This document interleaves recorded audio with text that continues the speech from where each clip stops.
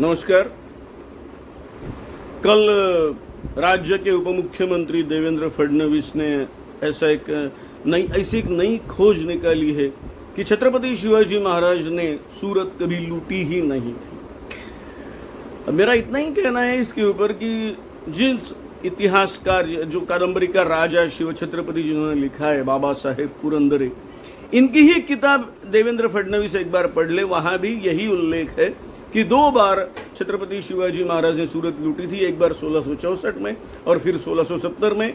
सूरत उस जमाने में मुगल साम्राज्य के लिए वो मायना रखता था जो आज मुंबई देश के लिए है, यानी एक इकोनॉमिक कैपिटल करके हुआ करता था। और उसका मुगल दरबार में नाम था दार उल हज, यानी यहां से लोग हज यात्रा के लिए निकलते थे। इस प्रकार से वो उसका नाम था।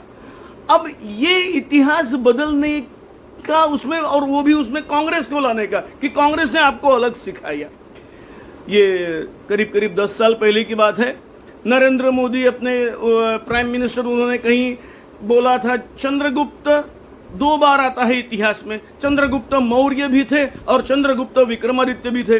दोनों का पीरियड अलग था, दोनों के राज अलग थे। एक का पीरियड था ईसा के पूर्व, दूसरे का पीरियड था 6th सेंचुरी। लेकिन एक का था इलाका उज्जैनी, दूसरे का इलाका था पाटलिपुत्र। लेकिन नहीं, हम कहीं भी किसी का भी रेफरेंस दे देते हैं। वैसा नरेंद्र मोदी जी ने भी किया था, इसके ऊपर चर्चा भी हुई थी। इतिहास का मतलब क्या है? इतिहास का मतलब इतना ही है, ऐसा ये हुआ था। इसको मराठी में मैं बोलूंगा असे हे घडले। अब जो हुआ था वो हम अपने को जिस प्रकार से अभिप्रेत है उस प्रकार से क्यों बदलना चाहते हो? जैसा हुआ था वैसा रखो। जो भी हुआ था, यानी छत्रपति शिवाजी महाराज को कई बार अपने ही लोगों के ऊपर हथियार उठाने पड़े थे।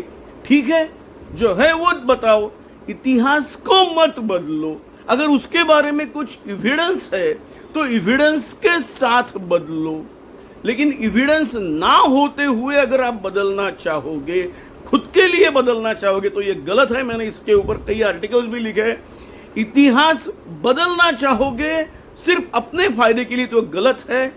इतिहास जैसा है वैसा रखो। धन्यवाद। आप मेरे चैनल को लाइक करो, सब्सक्राइब करो और बेल बटन दबाओ।